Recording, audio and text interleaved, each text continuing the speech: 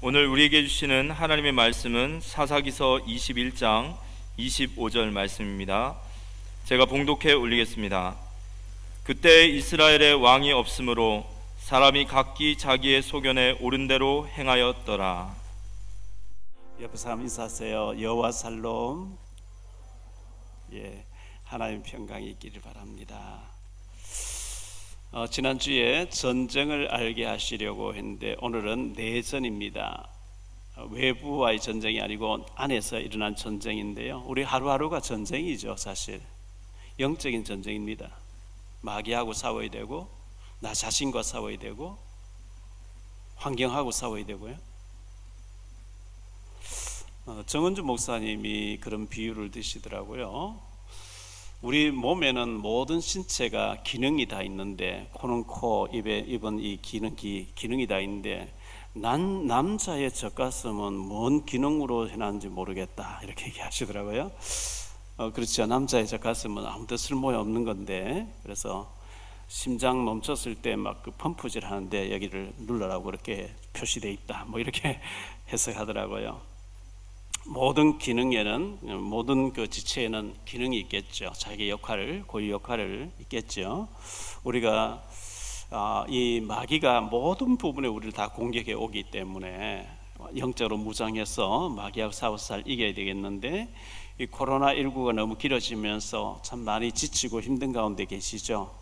그런데 어떡하겠습니까? 이게 세계적인 현상이라 잘 믿음으로 이겨야 되고, 또 이럴 때일수록 더욱더 성령 충만하게 주님 바라보며 주님 앞으로 나아가는 우리 모두가 됐으면 좋겠고요.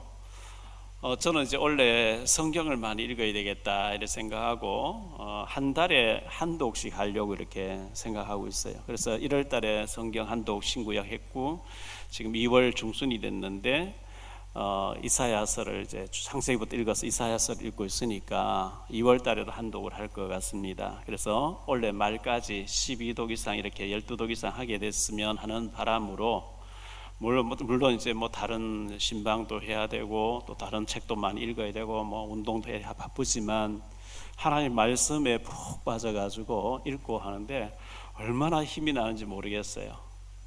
하나님 말씀에 은혜를 받고 잠길 때 굉장히 힘을 얻기 때문에, 여러분들도 지금 코로나 때문에 힘든 가운데 있지만 더 말씀 속에 들어가서 말씀을 듣고 읽고 은혜 속에서 영적인 힘을 얻으시기를 주의 이름으로 축원합니다.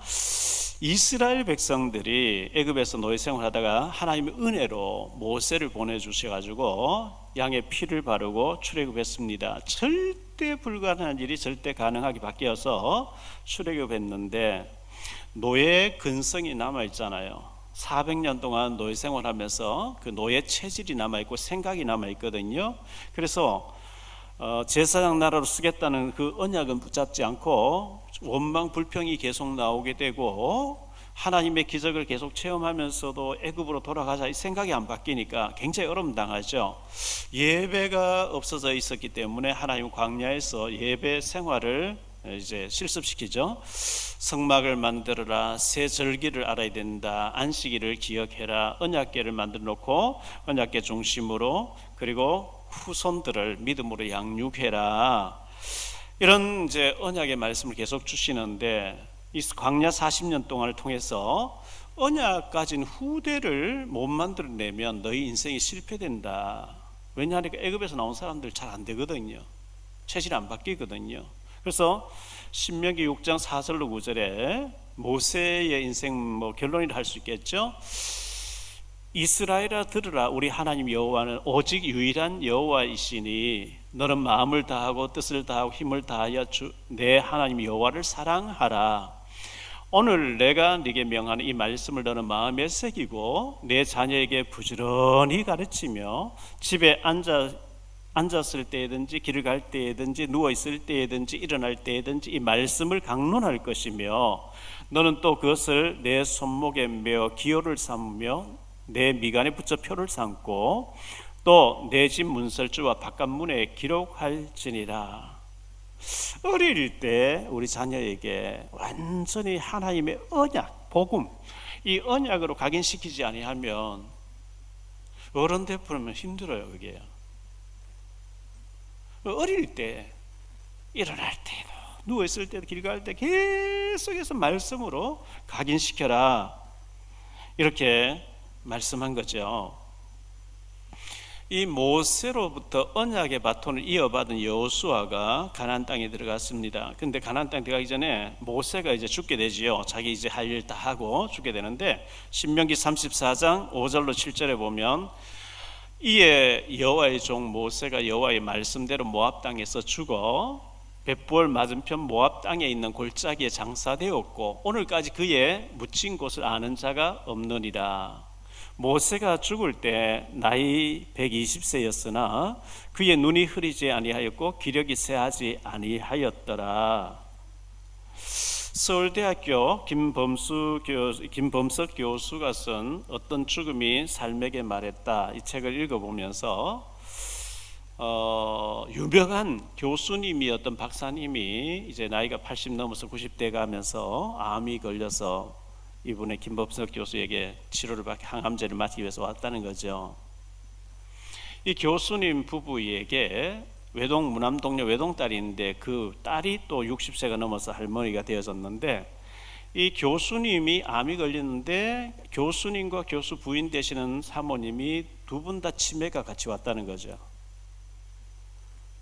그래서 이 혼자 있는 따님이 어머니는 어머니대로 둘이 하도 싸우니까 요양병원에 모셔놓고 아버지 서울대병원에 모셔놓고 양쪽을 다니면서 간병을 하는, 너무 힘들어하는 모습을 보았다, 이런 얘기를 들으면서 저는 새벽기도 마칠 때 하나님 제 건강을 축복해 주시고 신명기 34장 7절처럼 주의 일 하다가 천국 가게 해주세요, 제 마무리 기도를 그렇게 잘 하거든요. 모세가 죽을 때 나이 120세였으면 제가 120살 살겠다 그런 뜻은 전혀 아니고요, 건강하게 주의를 하다가 이제 부름 받은 거죠. 그렇게 기도했는데 제가 이제 그 교수 되시는 분과 사모님이 같이 치매가 와서 힘들어하는 그 기사를 보면서 사모도 신명기 34장 7절처럼 살다가 하게 해달라고 같이 기도해야 되겠구나, 이렇게 생각한 거예요. 그래서 같이 기도했어요, 부부가 같이요. 이 모세로부터 언약의 바톤을 이어받은 여호수아가 가나안 땅 정복한다 정신이 없었어요. 막 선전을 계속 해야 되니까 몰아내고 땅 분배해야 되고, 그거 하다가 여호수아는 마무리 이제 자기 생을 마치게 됩니다. 사사기서 2장 7절로 15절인데요. 백성이 여호수아가 사는 날 동안과 여호수아 뒤에 생존한 장로들 곧 여호와께서 이스라엘을 위하여 행하신 모든 큰 일을 본 자들이 사는 날 동안에 여호와를 섬겼더라. 여호와의 종 눈의 아들 여호수아가 110세의 죽음에 무리가 그의 기업의 경내 에브라임 산지 가스산 북쪽 딥낫 헤레스에 장사하였고, 그 세대 사람도 다 그 조상들에게로 돌아갔고, 그 후에 일어난 다른 세대는 여호와를 알지 못하며 여호와께서 이스라엘을 위하여 행하신 일도 알지 못하였더라. 이스라엘 자손이 여호와의 목전에 악을 행하여 바알들을 섬기며 애굽 땅에서 그들을 인도하여 내신 그들의 조상들의 하나님 여호와를 버리고 다른 신들 곧 그들의 주위에 있는 백성의 신들을 따라 그들에게 절하여 여호와를 진노하시게 하였으되, 애굽 땅에서 그들을 인도하여 내신 그들의 조상들의 하나님 여호와를 버리고 다른 신들 곧 그들의 주위에 있는 백성의 신들을 따라 그들을 섬겼다, 우상 숭배했다는 거죠. 하나님의 진노가 임하는 거예요. 우리가 어릴 때 말씀을 안 심어 놓으면 우리가 가고 나면은 후대는 언약 몰라요. 우상이 빠져요. 귀신 섬겨요. 하나님 진노가 임하는 거죠. 말씀 운동을 통해서 언약을 각인시키고 제자로 세우는 우리 자녀들, 우리 손주들, 우리 후손들을 제자로 세우는 일에 온 힘을 다 기울여야 돼요. 그거 안 해놓고 우리 가면 후손들 망해요. 언약 없는데 물질로 풍성해주면 망해요. 그러므로 어릴 때, 우리 자녀들이 어릴 때, 우리 후손들이 어릴 때 언약을 각인시키는 제자운동, 여기에 막 생을 걸어야 되는 거죠.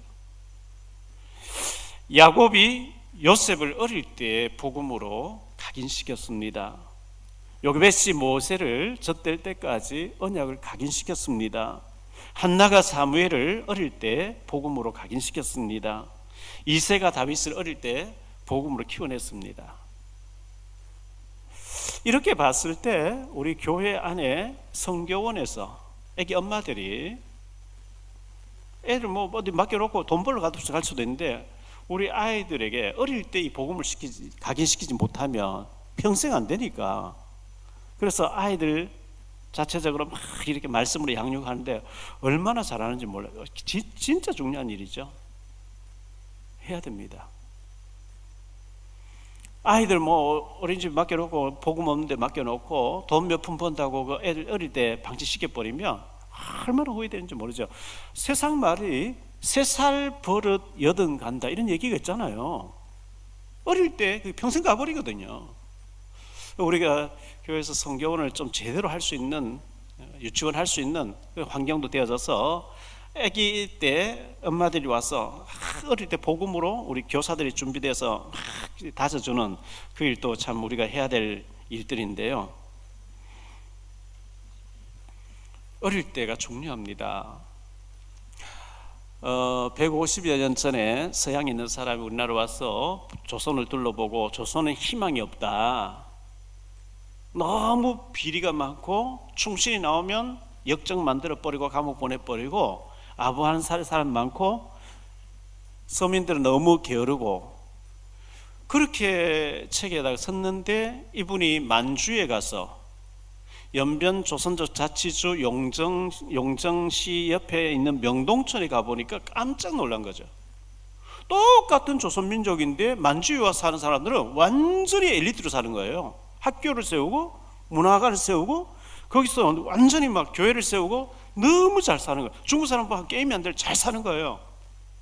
저도 거기 윤동주 생가, 문익환 목사님 생가 몇 번 갔거든요.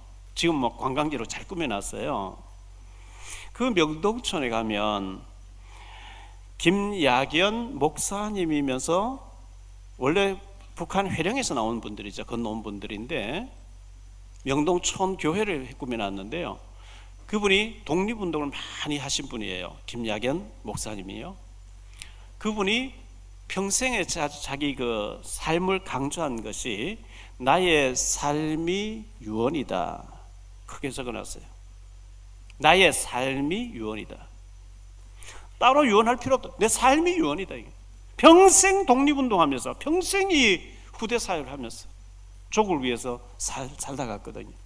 나의 삶이 유언이다. 우리의 삶은 엉망으로 살아놓고 유언은 거창하게 안 맞잖아요. 그게요.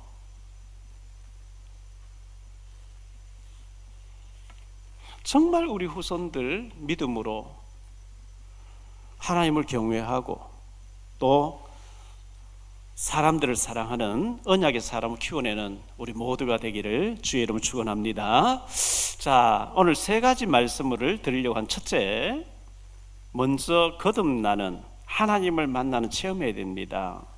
하나님 못 만난 인생은 먹고 살고 일하고 먹고 일하고 죽고 이렇게 살다 죽습니다.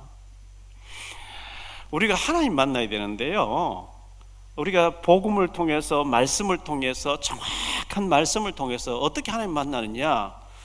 왜 우리가 12가지 문제 걸려 있고 하나님 모르면 운명 사주팔자 귀신성이다 멸망받는지, 예수님이 왜 그리스도인지 정확하게 듣고 예수님 구주로 영접하면 구원을 받게 되죠. 인생 전환점이 이루어지게 됩니다.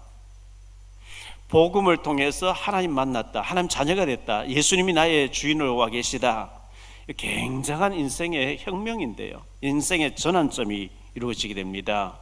요한복음 1장 12절에 영접하는 자 곧 그 이름 믿는 자들에게는 하나님의 자녀가 되는 권세를 주셨으니, 요한복음 8장 44절에 너희는 너희 아비 마귀의 자녀라 그랬거든요. 예수 안 믿으면 전 마귀 자녀예요. 귀신 섬겨야 돼요, 지옥 가야 돼요. 근데 예수님을 구주로 영접하는 순간에 마귀 자녀에서 하나님 자녀로 바뀌어버리는데요. 정말 하나님 살아계신 맞냐? 내가 예수 믿고 구원받아 하나님 자녀가 맞냐? 맞다 하면은 달라지죠. 예수 만나기 전에, 하나님 만나기 전에 살면 전혀 다른 삶이 시작돼야 되죠.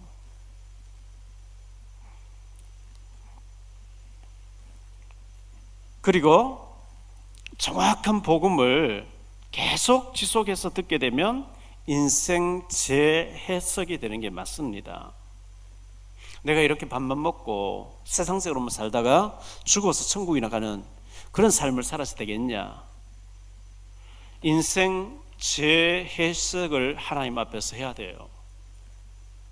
성경이 보니까 하나님 나를 지으셨다면서요. 엄마 아버지를 통해서 우리가 이 땅에 태어납니다. 그런데 성경에는 하나님이 태중에서부터 너를 지었다 말씀하고 있어요. 나를 만드신 분이 하나님 맞다면은 내가 어떻게 준비되기를 원하시고 어떤 삶을 살기를 원하십니까? 질문해야죠. 하나님, 제가 어떻게 살다 가야죠? 하나님이 저를 만드실 때 목적이 있게 만들었지 않겠어요? 그래서 예수 믿고 너 마음대로 살면서 교회나 왔다 갔다 하다가 죽어서 천국 가라, 그거 아니거든요. 하나님이 나를 지으신 게 맞다면 내가 어떻게 준비되어지고 어떻게 헌신하고 어떻게 사명을 가지고 살다가 천국 가야 되죠? 기도 심각하게 해야죠. 인생 재해석이 이루어져야 됩니다. 마태복음 4장 19절에 말씀하시되 나를 따라오라, 내가 너희를 사람을 낚는 어부가 되게 하리라. 시몬이라는 사람이 고기 잡고 갈릴리 바닷가에서 고기 잡고 있었는데 예수님이 나를 따라와라, 너 고기 잡을 사람이 아니야, 이제부터는 사람을 낚아 올려야 돼. 재해석이 이루어진 거죠. 그리고 복음에 올인하면요, 진짜 하나님 앞에서 내 인생을 올인하게 되면 인생 재창조가 이루어져야 정상입니다. 복음을 집중해서 듣고 또 듣고 또 듣고 하면서 하나님 앞에서 나를 점검하고 내 인생의 재창조의 역사, 마치 굼벵이가 나비로 화려한 나비로 변신하듯이 노예 요셉이가 애굽의 총리가 되어지, 꼭 총리되어야 되는 건 아니지만요, 전혀 다른 세계가 있는 거죠. 기생 라합이 술을 팔고 있었는데 예수님 만나고 나니까, 하나님 만나고 나니까 다윗의 증조모가 되어지고 예수님의 조상이 되어지는 전도자의 발걸음을 살게 되는 전혀 다른 세계가 이루어진 거죠. 아브람이 아브라함으로, 사레가 사라로, 야곱이 이스라엘로, 시몬이 베드로로, 사울이 바울로, 당연히 인생 재창조의 역사가 일어나는 게 맞습니다. 하나님 말씀에 집중하시고 묵상하시고 깊은 기도를 통해서 하나님, 제가 어떻게 살아야 되겠습니까?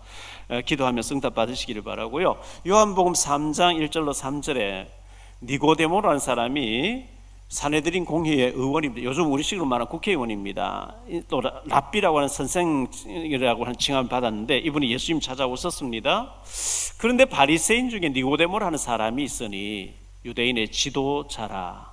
그가 밤에 예수께 와서 이르되 랍비여, 우리가 당신은 하나님께로부터 오신 선생인 줄 아나이다. 하나님이 함께 하시지 아니하시면 당신이 행하시는 이 표적을 아무도 할 수 없음이니이다. 예수께서 대답하여 이르시되 진실로 진실로 내게 이르노니 사람이 거듭나지 아니하면 하나님 나라를 볼 수 없느니라. 니고데모 처음에는 이해가 안 됐어요. 아니, 내가 두 번째 모태에 들어갔다 나옵니까? 근데 말씀 듣다 거듭나 버렸어요. 그래서 예수님 십자가에 못 박혔을 때 제자들은 다 도망갔는데 아리마대 사람 요셉이라는 사람하고 니고데모가 예수님의 시신을 장례를 치르는 장면이 소개되고 있습니다. 거듭나는 것, 거듭난 삶 사는 것.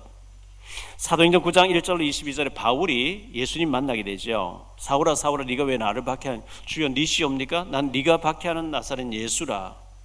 그럼 제가 어떻게 해야죠? 이방인을 위한 택한 나의 그릇이다. 뭐 여러 가지 이제. 그리고 바울이 주님 만나고 보니까, 예수님을 진짜 만나고 보니까 만나기 전에 인생은 틀린 거였어요. 그래서 빌립보 3장 7절로 9절에 이렇게 얘기합니다. 그러나 무엇이든지 내게 유익하던 것을 내가 그리스도를 위하여 다 해로 여길 뿐더러 또한 모든 것을 해로 여김은 내 주 그리스도 예수를 아는 지식이 가장 고상하기 때문이라. 내가 그를 위하여 모든 것을 잃어버리고 배설물로 여김은 그리스도를 얻고 그 안에서 발견되려 함이니 내가 가진 의는 율법이 난 것이 아니요 오직 그리스도를 믿음으로 말미암은 것이니 곧 믿음으로 하나님께로부터 난 의다. 이 바울 사도가 굉장히 세상적으로 성공을 해 달려가고 있었는데요, 예수님 탁 만나고 나니까 예수님 만나기 전에 가치관과 모든 그 목표가 배설물이라는 거예요. 냄새난 더러운 거라는 거죠. 그로부터 전혀 다른 세계가 막 열리기 시작하는데요, 우리가 이 주님 만났다는 것은 인생 재해석, 재창조, 인생 작품을 남길 정도로 하나님은 그런 응답을 우리에게 주시기를 원하시기 때문에 깊은 기도를 통해서 언약 속에 들어가셔서 정말 우리 자녀들, 후손들을 세계복음할 수 있는 제자로 남기시기를 바라고요, 우리의 또 삶도 축복받게 되시기를 주의 이름으로 축원합니다. 두 번째로 오늘 본문의 말씀 중심으로 두 번째, 세 번째 말씀을 전하려고 하는데요, 왕이 없으므로 그랬습니다. 우리에게 지도자가 없다, 왕이 없다는 것은 굉장히 불행한 일이에요. 지금부터 한 3천 한 몇백 년 전의 일인데요, 사사기서 17장 6절에 보니까 그때에는 이스라엘의 왕이 없었으므로 사람마다 자기 소견에 옳은 대로 행하였더라. 사사기서 18장 1절입니다. 그때에 이스라엘의 왕이 없었고 단 지파는 그때 거주할 기업의 땅을 구하는 중이었으니 이는 그들이 이스라엘 지파 중에서 그때까지 기업을 분배받지 못하였음이라.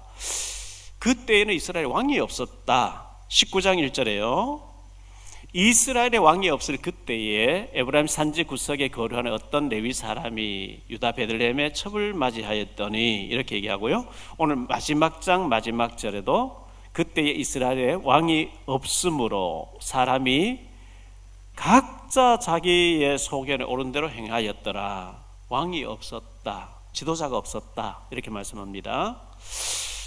이 지도자가 없다는 것, 국가에 지도자가 없다는 것은요,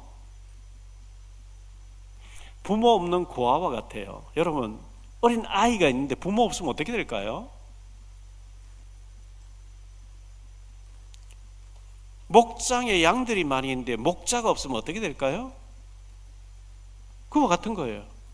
지도자가 없다, 왕이 없다. 교회 목사가 없으면 어떻게 될까요? 가정에 가장이 없다, 어떻게 될까요? 자, 이런 때에 어떤 레위인에게 일어난 일입니다. 레위인은 땅을 분배받지 않았죠. 12지파에 11지파에 흩어져 가지고 예배를 돕고 기도를 돕고 상담하고 영적인 부분을 도와주는 레위지파입니다. 그들에는 11조가 살도록 돼 있거든요. 자, 19장을 좀 넘어가서 성경을 펴놓고 좀 볼게요. 19장, 사사기서 19장 1절 2절을 다시 보겠습니다. 이스라엘의 왕이 없을 그때에 에브라임 산지 구석에 거류하는 어떤 레위 사람이 유다 베들레헴에서 첩을 맞이하였더니 그 첩이 행음하고 남편을 떠나 유다 베들레헴 그의 아버지 집에 돌아가서 거기서 석 달 동안을 지내매.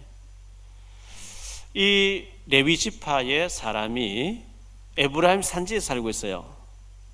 여호수아도 에브라임 출신이고 에브라임 산지에서 죽었거든요. 에브라임 산지는 우리나라 지역으로 말하면 강원도 산골짜기입니다. 산이 많은 지역입니다. 그런데 이 사람이 어떻게 볼일보러 예루살렘 쪽 갔다가 그 예루살렘에 있는 유다 지역에서 유다 사람, 베들레헴 마을 사람 첩을 이제 맞이하게 됐다.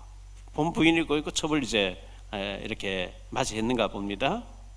근데 그 첩이 되는 사람이 행음하고 다른 남자하고 이렇게 외도를 하다가 소문이 막 드러나니까 창피하니까 친정으로 가버린 거예요. 지금처럼 뭐 자동차 있어서 몇 시간만 달려가는 그런 시절이 아니거든. 어쩌면 며칠 걸려야 되는, 낙이 타고 걸어가야 되는 그런 상황입니다.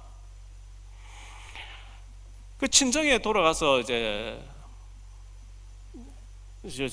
친정 아버지에게 얘기했겠죠. 그리고 이제 지난 넉 달 동안 이제 친정에 가 있었다, 이렇게 말하고 있습니다.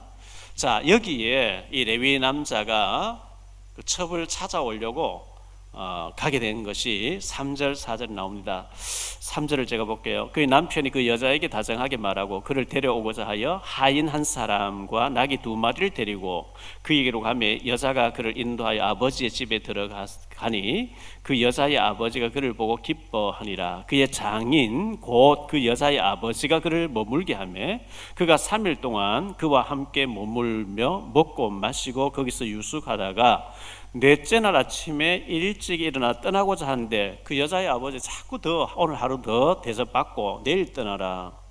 또 그래서 강청하니까 머물렀어요.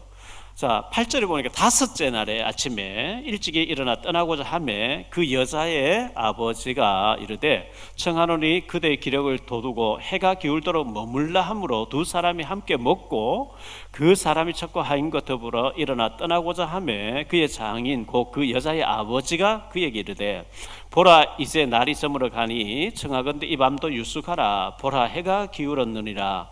그대는 여기서 유숙하여 그대의 마음을 즐겁게 하고 내일 일찍이 그대 길을 가서 그대의 집으로 돌아가라 하니 하루만 한 게 5일 동안 있었거든요. 그래서 이 레위 사람이 더 이상 머물지 않기를 원하고 10절에 보니까요 그 사람이 다시 밤을 지내고자 하지 아니하여 일어나서 떠나 여부스 맞은편에 이르렀. 이 여부스는 곧 예루살렘인데요. 그 종과 나귀를 타고 부인을 태워 그 첩을 태우고 이제 가는데 해가 지기 시작한 거예요. 조금이라도 우리가 더 가서 예루살렘 여부스에 말고 좀 더 가서 베냐민 지파 기브아라는 그곳에 가서 잠을 자고 내일 아침 출발하면 조금이라도 더 빨리 에브라임으로 가니까 기브아로 가자. 그렇게 된 거예요. 자, 기브아에 가서 해가 지고 이제 어두컴컴해지는데 길거리에서 여관이 없었던가 봅니다. 그래서 길거리에서 누가 우리를 좀 데려가 주지 않겠냐 하고 있는데 19장 16절에 보니까요 저녁 때에 한 노인이 밭에서 일을 하다가 돌아오니 그 사람은 본래 에브라임 산지 사람으로서 기브아에 거류하는 자요. 그래서 노인네가 오다가 밭에서 일하다가 오다 보니까 낯선 사람들이 한 3-4명이 있는 거예요. 당신 누구냐 하니까 나는 에브라임 사람인데 지금 여기 베들레헴 볼일 보러 왔다가 가는데 여관이 없다. 그러니까 이 길거리 잠이 큰일 난다. 우리 집에 가서 자자. 우리 집에 가 먹을 것도 있고 잠잘 곳도 있다. 이래가지고 그 노인네 집 따라갔는데 고향 사람 만난 거예요. 에브라임 출신 사람 만난 거예요. 그러니까 뭐 반갑죠. 자, 씻고 먹고 즐기면서 어르신은 어떻게 해서 여기 와서 우리 에브라임 출신인데 여기 와서 살게 됐습니까? 뭐 이런 얘기를 하고 이렇게 교제하고 있었겠죠. 세 번째로 내전, 전쟁이 일어나게 되는데요. 불량배들의 습격이 있게 됩니다. 19장 22절 이하를 볼게요. 그들이 마음을 즐겁게 할 그때에 그 성읍에 불량배들이 그 집을 에워싸 하고 문을 두들기며 집주인 노인에게 말하여 이르되 내 집에 들어온 사람을 끌어내라. 우리가 그와 관계하리라 하니 집주인 그 사람이 그들에게로 나와서 이르되 아니라 내 형제들아 청하노니 이 같은 악행을 저지르지 말라. 이 사람이 내 집에 들어왔으니 이런 망령된 일을 행하지 말라.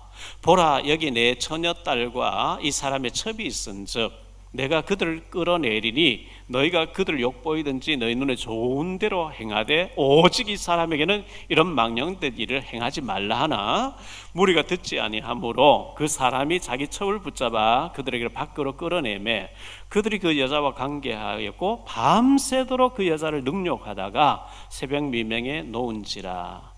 동틀 때에 여인이 자기의 주인이 있는 그 사람 집 문에 이르러 엎드려져 밟기까지 거기에 엎드려져 있더라. 그의 주인이 일찍 일어나 집 문을 열고 떠나고자 하더니 그 여인이 집 문에 엎드려져 있고 그의 두 손이 문지방에 있는 것을 보고 그에게 이르되 일어나라 우리가 떠나가자 하나 아무 대답이 없는지라. 이에 그의 시체를 나귀에 싣고 행하여 자기 곳에 돌아가서 그 시체를 죽었어요. 밤새도록 불량배 깡패들이 얼마나 겁탈을 해놨는지 죽었어요.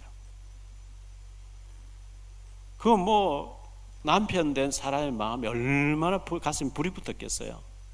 막 총이라도 쓰면 다 쏴 죽였겠죠.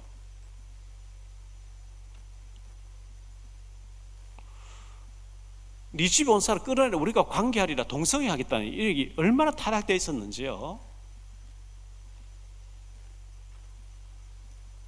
그래서 이 레위 남자가 그 첩에 시체를 나게 태워서 돌아가서 자기 집에 돌아와서 시체를 12토막을 낸 거예요.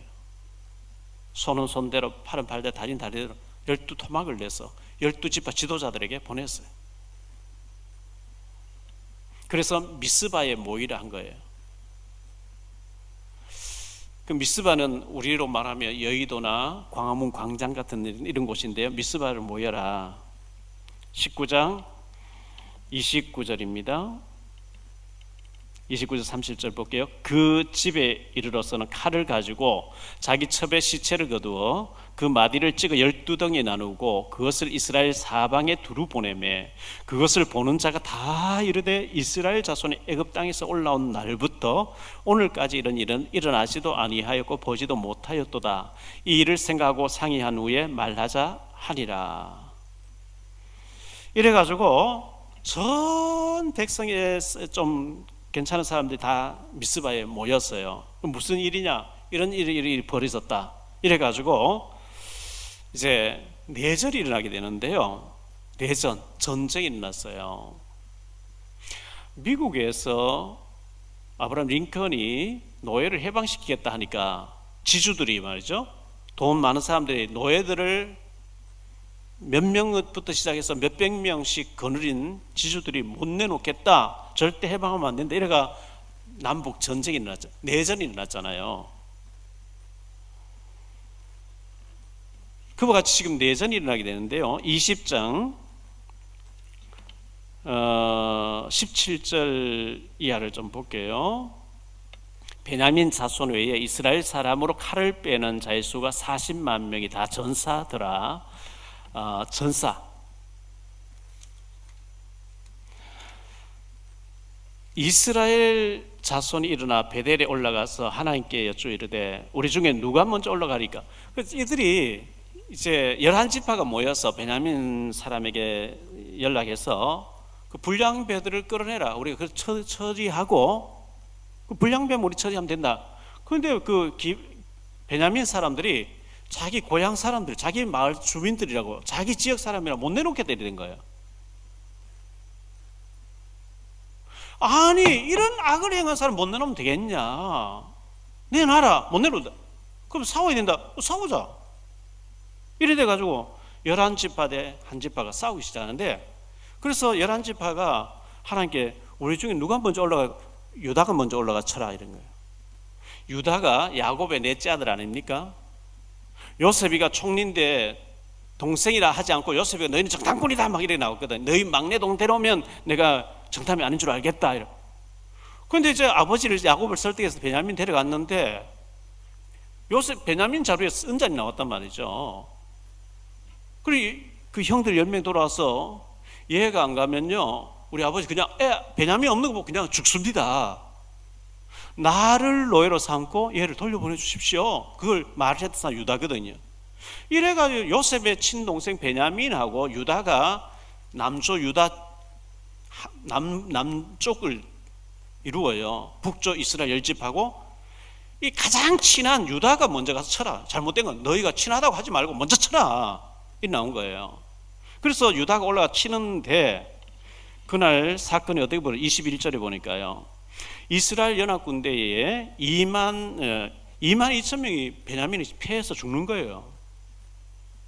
2만 2천 명이 죽어요. 하루에. 그래서 막 울고불고 하다가 그 다음날 또 올라가라 해서 올라갔는데 25절에 보니까 이스라엘 자손 18,000명이 또 죽어요. 이틀 사이에 4만 명이 죽어요. 이스라엘 쪽에서 연합군대에. 그러니까 뭐 난리가 났죠. 하나님, 이거 우리 불의와 더불어 싸우는데 왜 우리가 이렇게 많이 죽습니까? 하나님 엎드려 기도하니까 내일은 내가 베냐민을 너희 손에 넘겨주겠다. 그 다음에 올라갔는데 31절에 보니까요 30명이 또 죽어요, 연합군대가. 그래서 총 4만 30명이 이스라엘이 죽습니다. 그 이후에 하나님이 베냐민을 넘겨주셔가지고요, 베냐민을 치게 됐는데 45절에 보면 베냐민 사람이 2만 5천 명이 죽습니다. 35절에도 나오고요, 2만 5천 명이 죽습니다. 이래가지고 어쨌든 총 합계 6만 5,030여 명이 죽습니다. 엄청난 내전이죠. 불량배가 10명이면 20명인지 모르겠는데 그 사람 내줬으면 끝나는데, 이 베냐민이 자기 고향 사람 안 내놓, 아무리 불량배라면 못 내놓겠다. 이래가지고 엄청난 전쟁이 3일 동안 일어났는데 6만 명이 넘는 사람 죽어요. 그 배후에는 사탄이 그렇게 하는 겁니다. 자, 결론적으로 좀 말씀을 마무리 짓겠습니다. 왕이 없으므로, 이렇게 말씀했어요. 왕이 없으므로, 지도자가 없었다는 거죠. 왕이 없으니까 각자 자기 소견대로 내 팔 내 흔든다 하면서 자기 주장하는 거예요. 자기 마음대로 사는 거예요. 질서가 없어, 사회에. 우리의 마음 중심에 예수가 그리스도로 나의 왕으로 만왕의 왕 되신 주님이 계셔서 그의 성령님이 나를 컨트롤하고 계셔야 되고, 그 말씀이 내 발의 길이 되고 등이 되어야 되는데, 예수님이 내게 왕으로 안 계시면 내 체질대로 사는 거예요. 내 생각대로 사는 거예요. 내 마음대로 사는 거예요. 왜? 예수님이 안 계시는데. 왕이 중요한데, 제가 원래 들어와서 이스라엘 나라의 왕국 시대 때, 주전 1100년부터 예수님 오실 때까지 왕국 시대 때 39명의 왕들에 대해서 좀 설교를 해야 되겠다. 2조 500년 동안에 36명의 왕들이 있었던 것처럼, 어떤 왕은 선한 일을 했고 어떤 사람은 악한 정치를 했는데, 남조 유다의 왕들과 북이스라엘 왕들에 대해서 매주 한 명씩 설교를 해야 되겠다 기도하고 있는데요. 그건 다 다음 주부터 시작할지 생각하고 있습니다. 왕이 중요합니다. 우리나라는 왕정시대 끝나고 지금 대통령이 통치하고 있는데, 중요한 하나님을 경외하면서 백성을 사랑하는 하나님 앞에 서 있는 대통령 지도자들이 나올 수 있도록 우리 기도해야 되겠고요. 김일성, 김정일, 김정은 이런 왕이 나오면 얼마나 불행합니까? 얼마나 처참합니까? 아합 왕 같은 사람이 일어나서 다스리면 얼마나 비극인지요. 네로, 도미티안, 히틀러, 스탈린, 레닌 같은 사람이 일어나서 악정을 하면 얼마나 폭정을 하면 힘든지 몰라요. 그래서 우리가 왕들을 위해서 기도해야 돼요. 좋은 지도자가 우리나라를 다스릴 수 있도록 기도해야 되겠고요. 내 마음속에 평화의 왕, 만왕의 왕 되신 예수님이 왕으로 계시기를 축원합니다. 두 번째로 작은 방황이 큰 비극을 불러왔어요. 이 레위 남자의 첩이었던 사람이 잠깐 외도를 했는데, 눈이 많은 사람 만나서 잠깐 외도를 했는데, 그게 자기 인생의 마지막이 될 줄 누가 알았겠어요? 넉 달 동안 친정가 있다가 돌아오는 과정에서 이런 일이 벌어지 누가 알았겠어요?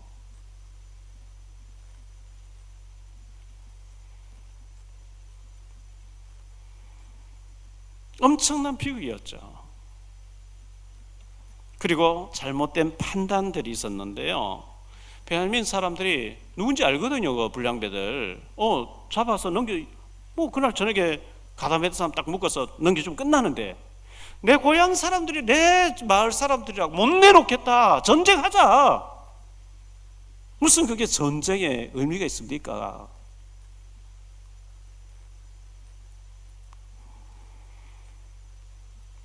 우리는 고향 사람이라고, 내 학연, 지연, 어떤 선후배 사이라고 하나님 편에 서지 않은 건 그건 큰 죄악입니다. 아무리 고향 사람이고 아무리 내 혈육이일지라도 하나님 말씀이 안 맞으면 안 맞는 걸로 해야 되는 거죠.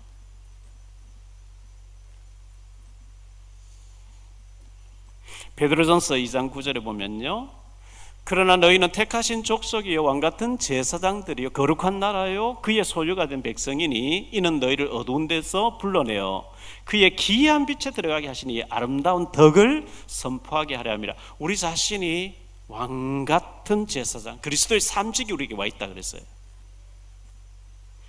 그리스도의 삼직이 와 있기 때문에 우리가 왕제사 선지자 역할을 해야 되죠. 가정에서는 해야 되는데, 그러나 우리 각자 마음속에는 예수님이 왕으로 와 계셔야 돼요.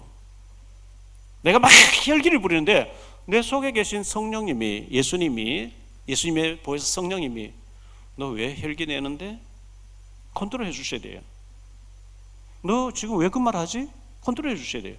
그 성령님의 민감한 소리에 우리가 거기에 필링이 없다면 어쩌면 버림받은 사람인지 몰라요. 내 속에 주님 계시다면서요. 그분이 마음과 생각에 응답하시겠다고 했거든요. 굉장히 민감해야 돼요. 영적으로 민감해야 되는 거죠.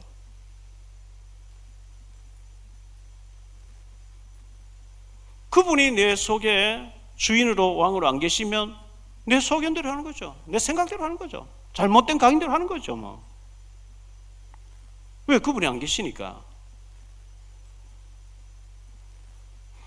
우리 예수님이 우리 가정의 주인 되시기를 축원합니다. 우리 사업장의 주인 되기를 바라고요. 우리 자녀에게 주인 되기를 원하고요. 시편 123편 1, 2, 3, 4절 제가 참 좋아하고 묵상하는 말씀입니다. 하늘에 계시는 주여, 내가 눈을 들어 주께 향하나이다. 상전의 손을 바라보는 종들의 눈같이, 여주인의 손을 바라보는 여종의 눈같이 우리의 눈이 여호와 우리 하나님을 바라보며 우리에게 은혜 베풀어 주시기를 기다리나이다. 여호와여, 우리에게 은혜를 베푸시고 또 은혜를 베푸소서. 심한 멸시가 우리에게 넘치나이다. 안일한 자의 조소와 교만한 자의 멸시가 우리 영혼 넘치나이다. 상전의 손을 바라보는 종들의 눈같이, 여주인의 손을 바라보는 여종의 눈같이 내가 눈을 들어 주를 바라보나이다.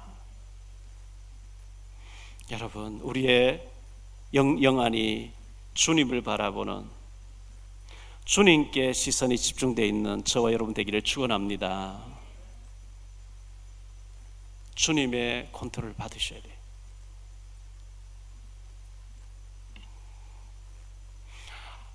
가정에서도 전쟁이 일어납니다.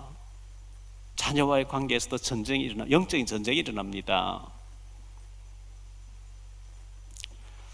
우리가 이 영적인 전쟁에 패하면 참 비참한 거죠.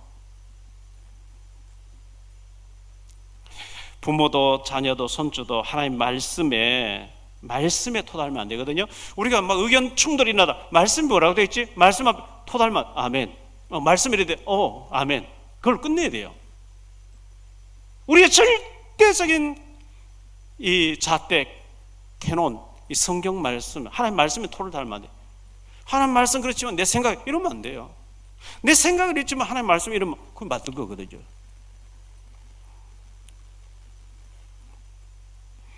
우리는 마귀로 승리하게 할 수 없기 때문에 가족 간의 의견 충돌, 상사와 또 밑에 사람과 의견 충돌 일어날 수도 있겠죠. 그러다가 하나님 말씀이 어떻게 되어 있지? 그 말씀 앞에는 무조건 아멘으로 우리가 순종하고 더 이상 토를 달지 마시기를 바라고요. 내 자신이 늘 싸워야 돼요. 내 육신적인 생각과 육신적 욕망과 더불어 싸워야 되고요. 또 영적인 전쟁을 늘 해야 되는 거죠. 패하면 안 돼요. 왕이 없으므로 각자 자기 소견대로 행하는데 뭐 그러다 보니 개판된 거 개판. 낯선 사람 오니까 꺼내라. 우리가 뭐 동성이 하겠다. 이래가지고 이 작은 사건이 큰 전쟁으로 비극이 일어나, 베냐민 지파 한 지파가 없어질 정도로 비극이 일어나 버렸어요. 작은 방심이, 작은 탈선이, 작은 사탄의 그 유혹이 엄청난 결과를 가져온다는 것 기억하시고, 우리가 늘 방심하지 마시고 성령 충만하게 주님 모시고 정말 영적인 전쟁에 승리하는 우리 모두가 되시기를 주의 이름으로 축원합니다.